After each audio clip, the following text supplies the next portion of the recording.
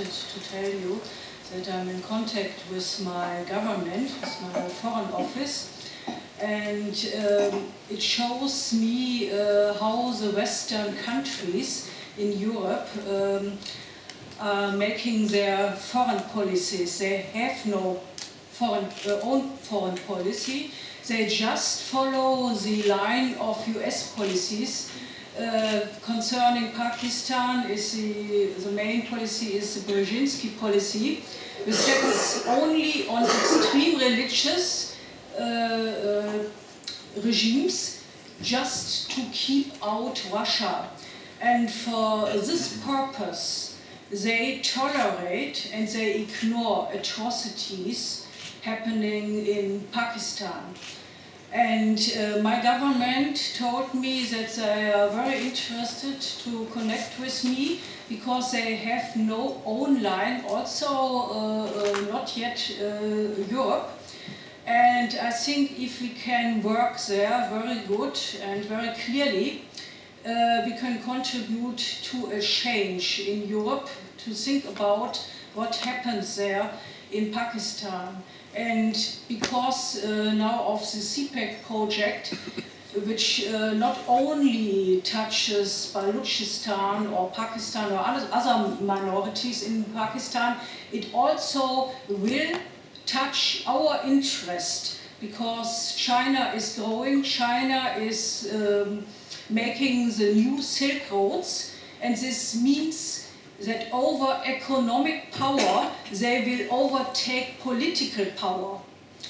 Today, much economy means totally political power.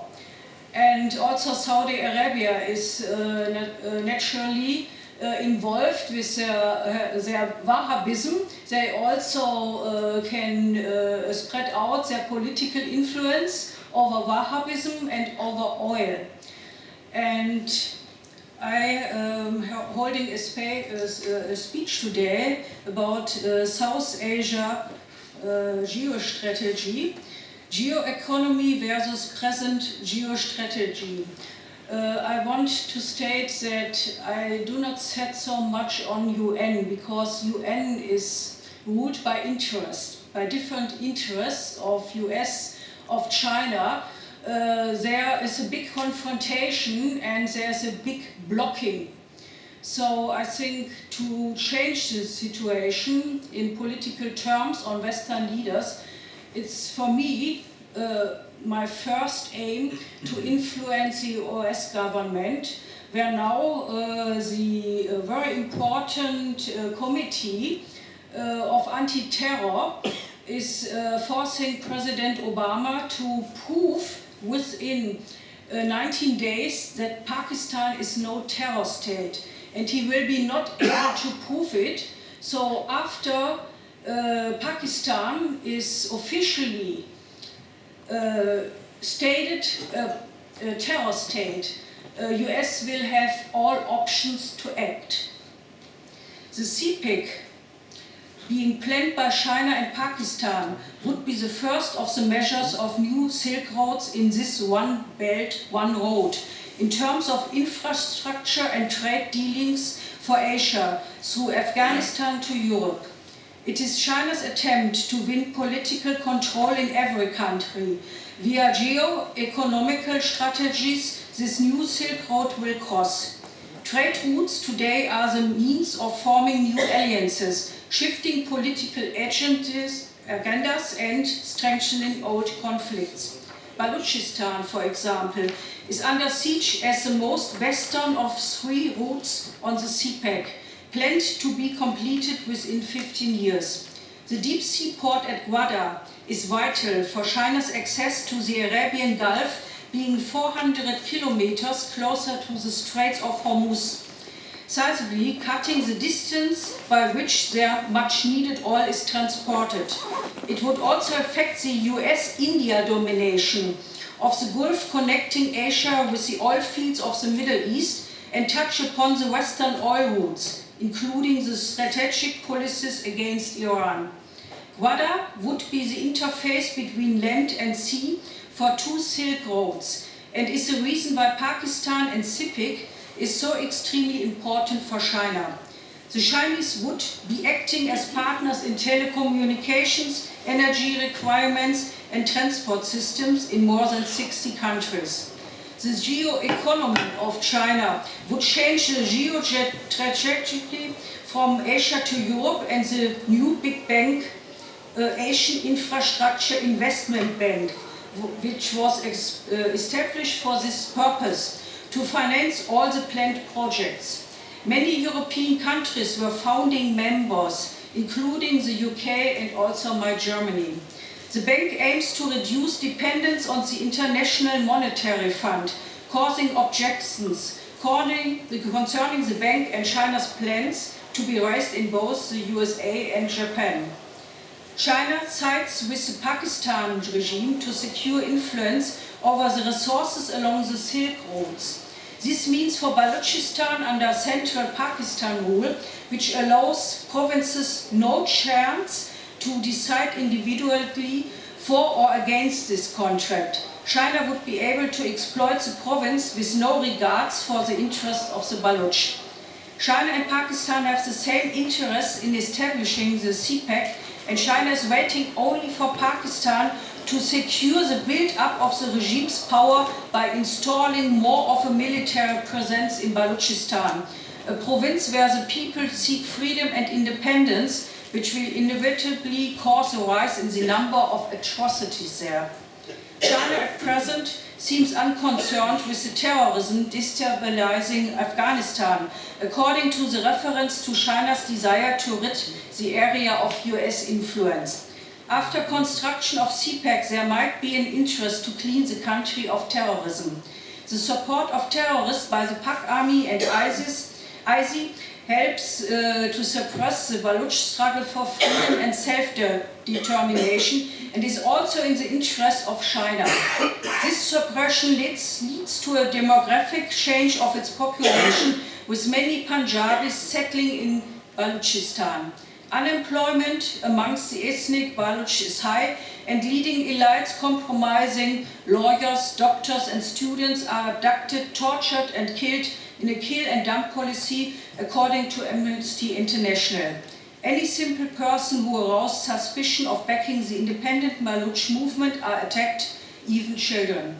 Since 2013, the port of Gwadar has been under the administration of a Chinese port business which holds a 40-year lease. When completed, the port will have connections to a new airport, pipelines, power stations, free trade zones, transport routes and railways. The planned CPEC stretches for around 3,000 kilometers from Gwadar to Kashgar in the restless province of Uyghur, providing a wall against Western influence. Baluch have no access to the port and local fishing boats, traditionally supplying the people for millennia, lie idle and the people unemployed. The ruling Brzezinski policy of the US, which sets up extremist religious regimes as a belt around Russia to confine it, no longer works. This policy tolerates every human rights violation in the determination to retain US influence. One of the disadvantages, and there are many, of this strategy is its impotence in stopping China becoming the main political influence in the region. It cannot stop the CPEC and thereby demonstrates an urgent need for the US to formulate a new foreign policy regarding China. Another problem is the two-facedness of the Pak regime in taking part in and receiving funding from the US war on terror, whilst at the same time supporting terrorism and training terrorist groups in their army camps, allowing the building of madrasas that subvert the use for jihad, cannot in any way help to maintain US influence in the region. It is difficult to see a way out of this geostrategical situation that could change anything, but there may be one solution. The conflict between US and China interests will be decided in a yes or no vote over the CPEC, because the new Silk Road will bypass India and concerns Kashmir too. India needs to take the part of the Baluchs.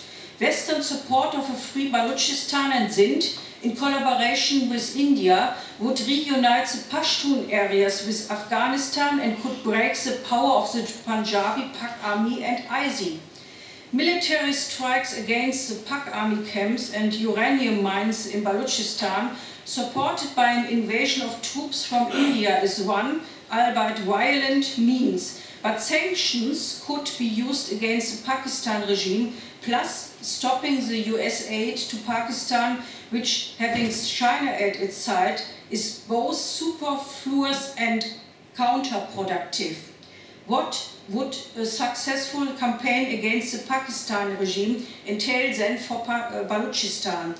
Baluchistan would be free to determine what and who could use their resources. There could be a new agreement with China about the CPIC, with conditions in favor of the Baluch, who could impose their own demands on China. There must be investment in Baluchistan to develop the country and build the infrastructure to sustain and support it as an independent nation. The CPEC, with modified conditions, could be such an investment, helping to stabilize the region and providing a future alongside China, which as a developing super economy cannot be ignored. The state of Baluchistan still exists as a state according to international law and is occupied illegally by Pakistan. The Khan of Kalat should have the right to reinstate the autonomy of the country and with the powers of Baluch leaders to create a democratic parliament and a secular state in the manner of Western democracies. Only this strategy would end the total influence of an imperialistic China in this area. The price of a war is always high, and Baluchistan's people are suffering and have been suffering for decades. The economic corridor, once secured by Pakistan, will strategically circle India. The route for trade in Afghanistan and other Asian countries will be cut off for India. Peking and Beijing and Islamabad will gain total strategically control over India. This challenges PM Modi. He has already suggested a Silk Road through his country, as it would mean better conditions for building a landway than through Pakistan with its mountains and deserts. However, the purpose of the proactive economy initiative by China is to embed economic growth into hard strategic goals. Thank you.